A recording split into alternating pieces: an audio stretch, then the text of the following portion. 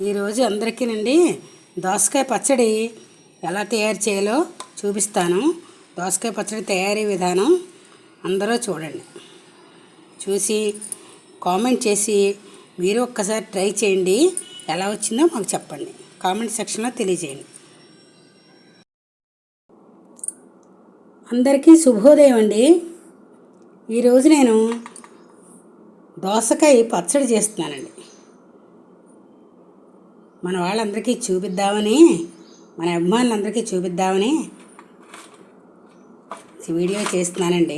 ఇదిగో దోసకాయ అండి, పెద్ద దోసకాయ. ఇది చాలా గట్టిగా ఉండాలండి పచ్చడి చేసుకోవడానికి. ఇదిగోండి ఇలా గట్టిగా ఉంది చూసారా, ఇదిగోండి తరిగితే ఇదిగోండి ఈ మాదిరిగా అలా ఉండాలి. మంచి ముదరకాయ అయితే అండి, లోపల పిక్కలు చూసారా కలర్ అలా ఉన్నాయి, మంచి గోల్డ్ కలర్లో. ఇదనమాట అండి. ఇవి ఏం చేయాలంటే అండి, చిన్న చిన్న ముక్కలు తొక్క తీసేసుకుని, దోసకాయ మీద తొక్క తీసేసి చిన్న చిన్న ముక్కలు తరుక్కోవాలండి. ఇది తరిగాక చూపిస్తాను పచ్చడికి. ఇది మన రుబ్బురోల్లో బండ పచ్చడి చేసుకోవచ్చండి. మనకి రుబ్బురోళ్ళు బండలు అవి పచ్చడి బండలు మనకి అవైలబుల్గా లేవు కాబట్టి ఈరోజు నేను మిక్సీలోనే చేసి చూపిస్తానండి. దీనికి ఏమేమి పదార్థాలు కావాలంటే అండి, ఈ పచ్చడిలోకి దోసకాయలో కొంచెం పులుపు ఉంటుంది, అయినా మనం కొద్దిగా చింతపండు వేసుకోవాలి. ఇంకొంచెం కొద్దిగా నీళ్ళ చుక్క వేసి చింతపండు నానబెట్టి ఉంచాను. పిక్కలో ఉట్లు తీసేసండి కొద్దిగా చింతపండు నానబెట్టి ఉంచాను. నెక్స్ట్ ఏమో పచ్చిమిరపకాయలండి, కొత్తిమీర, ఎండుమిర్చి, కొద్దిగా ఇంగువ అండి. ఇది పాలింగువ అంటారు, ముద్ద ఇంగువ అనమాట. మన పోపులో వేసేస్తాం కాబట్టి ఇవన్నీ ఇంగువ వేసుకుని మంచి సువాసనగా ఉంటుందండి. ముద్దింగువ పాలింగువ అంటారు, ఊరగాయల్లో వాడుతూ ఉంటాం. ఇదండి పోపు దినుసులు ఏమేంటంటే అండి, మెంతులు, ఆవాలు, శనగపప్పు, మినప్పప్పు. ఈ పోపు వేయించుకొని, పోపు అన్నీ వేయించుకున్న తర్వాత ఈ దోసకాయ ముక్కలు, కొత్తిమీర, పచ్చిమిర్చి అన్నీ వేసి మనం మిక్సీ ఆడుకోవాలన్నమాట. పచ్చడి అయితే చాలా రుచిగా ఉంటుందండి. వేసవికాలం చక్కని దోసకాయలు వస్తూ ఉంటాయండి. ఇప్పుడు మనం పచ్చడి చేసుకున్నా, దోసకాయ పెట్టుకున్నా కూడా బాగుంటాయి. చలవ చేస్తుంది దోసకాయ, మంచి చలవ చేసే పదార్థం. ఈ పచ్చడి మంచి చలవ చేస్తుంది. నోటికి తినడానికి కూడా పుల్ల పుల్లగా, కారం కారంగా అన్నీ వేస్తాం కదండి. పచ్చిమిర్చి, ఎండుమిర్చి కారం కారంగా, పుల్ల పుల్లగా మంచి రుచిగా కూడా ఉంటుందండి పచ్చడి అన్నం. ఇదిగోండి పచ్చడికి దోసకాయ ముక్కలు ఇదిగోండి ఈ విధంగా చిన్న చిన్న ముక్కలు తరిగి ఉంచుకున్నాను. ఈ మాట పచ్చడికి ఏం చేద్దామంటే అండి, పోపు వేయించుకుందాం.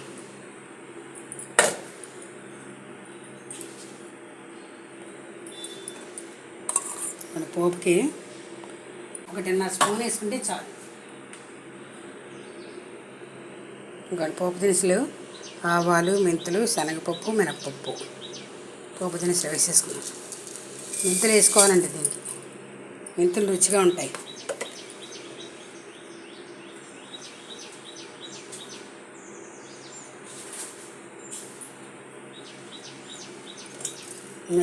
ఎండుమిర్చి, ఇంగువ మనం మిక్సీలో ఆడేస్తాం కదండి, అందుకని ఇలా వేసేసుకున్నా పర్వాలేదు. ఇదిగోండి పోపు మిక్సీ జార్లోకి తీసేసుకున్నాను.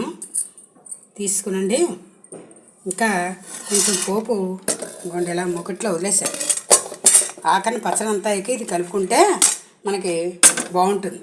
అంత పచ్చడి రుబ్బేసుకోకూడదండి పచ్చడిలోకి, అంత పోపు కూడా పైన కలుపుకోకూడదు. కొంచెం రుబ్బు దాంట్లో వేసుకోవాలి, కొంచెం పైన కలుపుకోవాలి.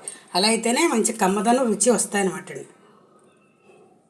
ఇదిగోండి ఇప్పుడు చింతపండు కూడాను ఇందులో మిక్సీ చేసేసుకుందాం. పోపు ఇలా నలిగిపోయిందండి చక్కగాను. దీంట్లోనూ ఈ చింతపండు నానబెట్టాం కదా, అందులో కొంచెం పసుపు కూడా వేసాను. వేసేసి మిక్సీ ఆడేసుకుందాం. ఇది కొంచెం నలిగాక ముక్కలు వేసుకుందాం. చింతపండు కూడా మిక్సీ ఆడేయడం అయిందండి. మనం పచ్చడికి తగిన ఉప్పు కూడా వేసేసుకుందాం. ఇందులో వేసుకునండి ఈ ముక్కలు, దోసకాయ ముక్కలు ఉన్నాయి కదా, ఇవి కొంచెం కొంచెం వేసుకుని కొంచెం మనం బరగ్గానే జస్ట్ ఒకటి రెండు ఇలా పలసిచ్చి తీసుకోవాలి. మరి మెత్తగా గుజ్జులాగా చేసుకోకూడదండి. కంగామంగా మనం రోట్లో అయితే అలాగా దంపుకుంటామో అలాగా చెక్క ముక్కగానే జస్ట్ అలాగ పలసిచ్చి చేస్తేనే బాగుంటుందండి పచ్చడి. ముక్కలు అండి ఇలాగ నలిగిన తర్వాత కొంచెం కొత్తిమీర కూడా వేసేసుకుని ఒక్కసారి ఒక్క రౌండ్ జస్ట్ ఎక్కువగా తిప్పకూడదండి. బరకబరకగా చక్కగా చెక్క ముక్కగా ఉంటుంది అన్నమాట పచ్చడి రుచిగా. ఇదిగోండి పచ్చడి అంతాను మిక్సీ ఆడేసి కొత్తిమీర కూడా వేసాం కదండి. ఈ పోపు వేయించిన మూకుట్లోనే కొంచెం పోపు ఉంచేసాం కదండి ఇందాకను. ఆ పోపు ఆ మూకుడికి ఆ నూనె అన్నీ నేను కంటుకుంటానే పోపు మూకుట్లోనే వేసి మొత్తం అంతా ఒకసారి కలిపేసాను అనమాట. ఈ నూనె పోపు అంతా కూడా ఇది పడుతుంది పచ్చడికని. ఈసారి మనం శుభ్రంగా ఉప్పు పులుపు కారం అన్నీ అంటేసే కదండి. మనం వడ్డానికి సిద్ధంగా వేరే ప్లేట్లోకి తీసేస్తానండి పచ్చడి అంతాను.